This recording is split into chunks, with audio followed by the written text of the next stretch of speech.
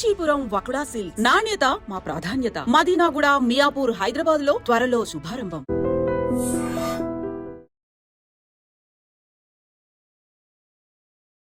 Hello guys, welcome back to iDream media. ఈరోజు మనతో ఉన్నారు సీనియర్ స్టాక్ మార్కెట్ అనలిస్ట్ అయిన ప్రభు గారు. ముఖ్యంగా ఈరోజు ఎపిసోడ్లో ఈటీఎఫ్ ఇండెక్స్ ఫండ్స్ గురించి తెలుసుకుందాం. Hi sir. హలో సార్, మార్కెట్లో డిఫరెంట్ టైప్స్ ఆఫ్ ప్రొడక్ట్స్ అనేవి ఉంటూ ఉన్నాయి. అయితే ఎవరైనా సరే ట్రేడింగ్లోకి కానీ లేదంటే ఈ ఇన్వెస్ట్మెంట్ దిగుదాం అనుకున్న తర్వాత ఓన్గా చేసుకోగలరు, ఇవి అంత హెవీగా ఉండవు అనే మాటలు వినిపించే ప్రొడక్ట్స్ అయితే మాత్రం ఈ ఈటీఎఫ్ ఇండెక్స్ ఫండ్ అనేది. బట్ దీని గురించి పూర్తి ఇన్ఫర్మేషన్ అయితే మార్కెట్లో ఎక్కడ మాకు దొరకలేదు. కాబట్టి దీని గురించి ఇన్ఫర్మేషన్ ఇవ్వండి అని చెప్పేసి మన ఆడియన్స్ కామెంట్స్ పెడతా ఉన్నారు. సో ఒక్కసారి ఈ ఈటీఎఫ్ అంటే ఏంటి, ఇండెక్స్ ఫండ్ అంటే ఏంటి, దీంట్లో ఇన్వెస్ట్మెంట్ ఏ విధంగా ఉంటుంది అనేది కాస్త చెప్తారా? ఇప్పుడు నిఫ్టీ ఈటీఎఫ్ తీసుకుందాం. నిఫ్టీలో సెక్టర్స్ ఉంటాయి. ఇప్పుడు అన్ని సెక్టర్స్ ఒకరోజు పడవు కదా. ఇప్పుడు ఏ సెక్టర్కి బూస్ట్ ఉందో, ఏ సెక్టర్ నెగిటివ్ ఉందో ఆ నెగిటివ్ ఉన్నాయి పడతాయి, బ్యాలెన్స్ అవుతూ ఉంటుంది. ఈటీఎఫ్ ఎందుకు పడదంటే ఇదే కారణం. నిఫ్టీలో ఇన్వెస్ట్మెంట్ చేసినప్పుడు అన్ని సెక్టార్స్ పడవు కాబట్టి బ్యాలెన్సింగ్ అవుతూ ఉంటుంది.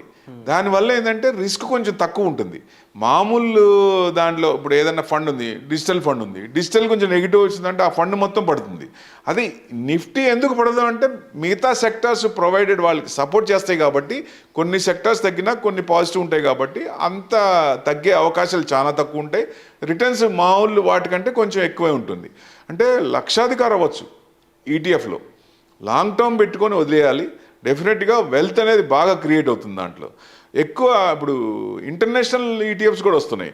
నాస్డాక్ కానీ, S&P 500 కానీ. S&P 500 మంచి రిటర్న్స్ వచ్చినాయి, నాస్డాక్ కూడా మంచి రిటర్న్స్ వచ్చినాయి. అంటే ఫేస్ వాల్యూ 10 రూపీస్తో వచ్చినాయి. మనం స్టార్టింగ్లో పెట్టుకొని లాంగ్ టర్మ్ మినిమం 5 years ఉండాలి. ఎందుకంటే 1-2 yearsలో చూసి నాకు రాలేదు అనుకోవద్దు. మినిమం 5 years ఉంటే దానికి మంచి టైం. 15 years 20 years ఇచ్చి అనుకోండి, బ్రహ్మాండం. అసలు వెనక్కి తిరిగి చూడాల్సిన పనే లేదు. ఎందుకంటే కంటిన్యూస్గా మార్కెట్ వన్ సైడ్ ఉండకపోయినా డౌన్ అయినప్పుడు మళ్ళీ తీసుకుంటుంది కాబట్టి లాంగ్ టర్మ్ వ్యూ పెట్టుకొని ఇన్వెస్ట్మెంట్ చేస్తే ఈటీఎఫ్స్లో రిస్క్ తక్కువ ఉంటుంది, రిటర్న్స్ ఎక్కువ ఉండే అవకాశాలు ఎక్కువ ఉంటాయి. అండ్ ఈ వీటిలో ట్రేడింగ్ కానీ లేకపోతే అంటే ఐటీబీస్, గోల్డ్ బీస్ అని చెప్పేసి వింటూ ఉంటాను. దాని గురించి కూడా కాస్త చెప్తారా? ఇప్పుడు ఐటీబీస్, గోల్డ్ బీస్. ఈ గోల్డ్లో ఇన్వెస్ట్మెంట్ చేసే బదులు ఈ గోల్డ్ ఒక షేర్ లాగా ఒక ఐటీబీస్ కొనుక్కుంటాం కాబట్టి దాంట్లో కూడా ఇన్వెస్ట్మెంట్ చేయొచ్చు. ఇప్పుడు ఇంట్రెస్ట్లు తగ్గుతున్నాయి. ఇంట్రెస్ట్ తగ్గుతున్నప్పుడు ఐటీ కంపెనీస్ కానీ బెనిఫిట్ కదా. ఈ ఐటీబీస్ అనేది ఇట్లాంటి వాటిలో అప్పుడు ఫ్యూచర్లో ఇప్పుడు 25 basis చేసాము. నెక్స్ట్ మళ్ళీ 2 monthsలో మళ్ళీ ఇంకో 25 basis చేసే అవకాశాలు ఉంటాయి. ఏది ప్రొవైడెడ్ మన ఇన్ఫ్లేషన్ ఇంకొంచెం తగ్గితే. ఎందుకంటే ఫుడ్ ఇన్ఫ్లేషన్ తగ్గుతుంది. మొన్నటిదాకా ఫుడ్ ఇన్ఫ్లేషన్ హైలో ఉంది. అది ఇంకా కొంచెం తగ్గితే ఇంకా చేస్తూ ఉంటున్నారు. చేస్తున్నప్పుడు యూరోపియన్ కంట్రీస్ రీసెంట్గా కూడా 3rd time చేసింది. అన్నీ కూడా వేరే కంట్రీస్ కూడా అన్నీ తగ్గిస్తున్నాయి కాబట్టి డెఫినెట్గా ఇట్లాంటివి ఇంట్రెస్ట్ తగ్గినప్పుడు మన అమౌంట్ ఐటీ బీచ్లో పెట్టుకుంటే మంచి రిటర్న్స్ వచ్చే అవకాశాలు ఎక్కువ ఉంటాయి. అండ్ ఈ ఇండెక్స్ ఫండ్స్తో పాటుగా సార్ ముఖ్యంగా మ్యూచువల్ ఫండ్స్ అనేవి కాన్సెప్ట్ ఏదైతే ఉందో దాంట్లో ఎక్కువ మందికి ఇన్వెస్ట్మెంట్ అనేది లాంగ్ టైంలో బెనిఫిట్ వస్తుంది కదా, అంతకాలం కాకుండా తక్కువ టైంలోనే బెనిఫిట్స్ వచ్చేవి ఏమైనా ఉన్నాయా ప్రొడక్ట్స్ అని అడుగుతూ ఉన్నారు. అలాంటి వాళ్ళకి ఏం చెప్తారు? అంటే ఎప్పుడైనా సరే షార్ట్ టర్మ్లో ఓవర్ నైట్లో కావాలి అనుకోవద్దు. ఎందుకంటే ఎంటర్ టైము, సపోజ్ మనం మార్కెట్ 1 year కిందట ఎంటర్ అయిన వాళ్ళకి బాగానే రిటర్న్స్ వచ్చినాయి. 3 months 4 months అక్టోబరు సెప్టెంబర్ దాకా మార్కెట్ బాగానే ఉంది. 26,277 మార్కెట్ ఆల్ టైమ్ హై, అక్కడ దాకా బాగానే ఉంది. అక్టోబర్ నుంచి కొడతనే ఉంది కదా. ఇప్పుడు అక్టోబర్లో ఎంటర్ అయిన వాళ్ళకి చూసుకుంటే పోర్ట్ఫోలియో మైనస్లోనే ఉంటుంది. కానీ భయపడాల్సిన పని లేదంటా నేను. అది పడుతున్నప్పుడు మంచి అవకాశం. ఈ 5 నెలలు పడింది, 5 నెలలు తగ్గుతూనే ఉంది. కంటిన్యూస్గా పడుతుందా? పడే ఛాన్సే లేదు. ఎక్కడో ఒక చోట మ్యాక్రోస్ మారుతాయి, గవర్నమెంట్ పాలసీలు మారుతాయి, డెఫినెట్గా పాజిటివ్ వస్తుంది. దానికోసం వెయిట్ చేయాలి, కన్సిస్టెంట్గా ఇన్వెస్ట్మెంట్ చేయాలి. మధ్యలో ఆపేసి మళ్ళీ ఎందుకంటే fear of missing out FOMO ఉంటుంది. ఎక్కడో చోట యూటర్న్ తీసుకున్నప్పుడు అది ఇంకొంచెం ఆగుదాం, ఇంకా కొంచెం తగ్గచ్చేమో, ఇంకో 5% 10% తక్కువలో దొరుకుతుంది వస్తే మంచిదే. రాకుండా యూటర్న్ తీసుకుందనుకోండి ఫోమ్ వస్తుంది కదా, ఫియర్ ఆఫ్ మిస్సింగ్ అవుట్ ప్రతి ఒక్కరికి వస్తుంది. ఇది ఎక్కడో చోట. అందుకనే స్టాగర్డ్ మేనర్లో కొంచెం ఇన్వెస్ట్మెంట్ చేయమని ఒక సలహా ఇస్తాం. అంటే ఆల్రెడీ మనం కొంత పర్సంటేజ్ పెట్టిన తర్వాత మళ్ళీ పెట్టాలంటే మనకున్న క్యాపిటల్లో 30-40% ఆ లెవెల్లో చూస్తే డెఫినెట్గా మంచి రిటర్న్స్ వచ్చే అవకాశాలు ఉంటాయి. అండ్ ఈవెన్ మార్కెట్ ఇంకా జూన్ వరకు కూడా పడే ఛాన్సెస్ ఉన్నాయని వినిపిస్తున్నాయి మాటలు, అది ఎంతవరకు నిజం అంటారు? అంటే మనం ఇప్పుడు ఇంతవరకు పడుతుంది, ఈ నెల వరకు పడుతుందని చెప్పలేము. సో డెఫినెట్గా ఏంటంటే ట్రంప్ విన్యాసాలు తగ్గాలి ఒకటి.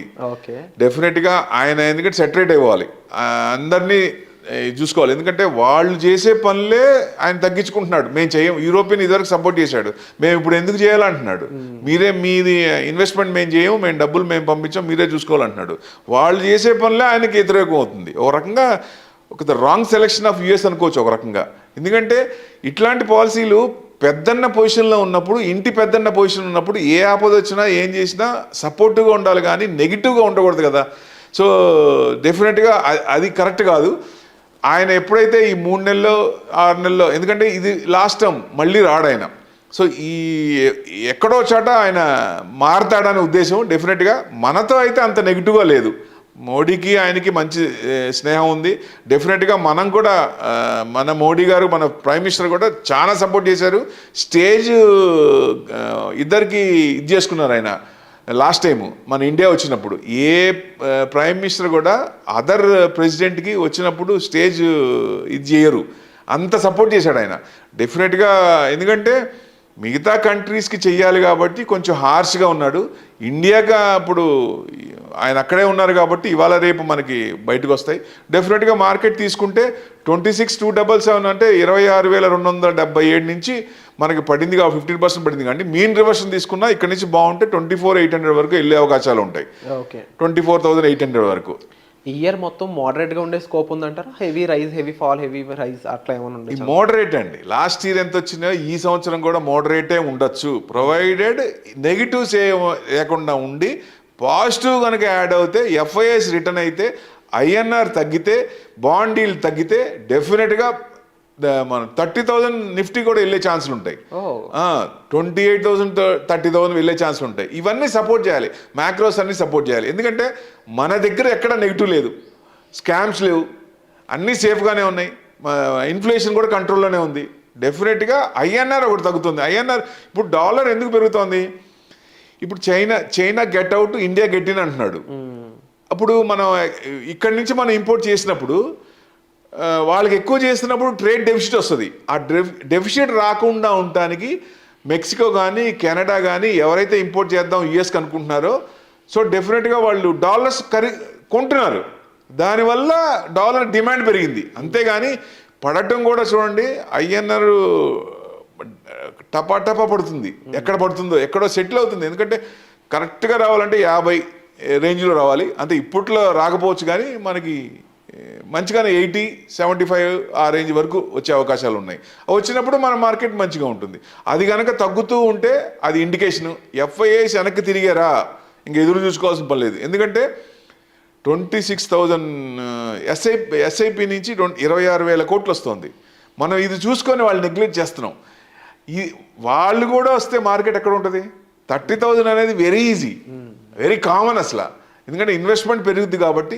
ఇప్పుడు ఐటీ పీపుల్ తీసుకోండి, పిల్లలు బాగా చదువుతున్నారు, వైఫ్ అండ్ హస్బెండ్ ఇద్దరికి డబుల్ పే చెక్స్ వస్తున్నాయి కదా. ఇన్వెస్ట్మెంట్ ఇప్పుడు బయట ఉన్న వాళ్ళందరూ పిల్లలు వాళ్ళ తల్లిదండ్రులకు డబ్బులు పంపిస్తున్నారు కదా, అవన్నీ ఇన్వెస్ట్మెంట్ ఇక్కడే అవుతున్నాయి కదా. సో డెఫినెట్గా అది పాజిటివే కదా. మనకు అన్ని పాజిటివే ఉన్నాయి కాబట్టి డెఫినెట్గా ఇట్లాంటి టైంలో పేషెన్స్గా ఉంటే రిటర్న్స్ వచ్చే అవకాశాలే ఉంటాయి. Wonderful sir.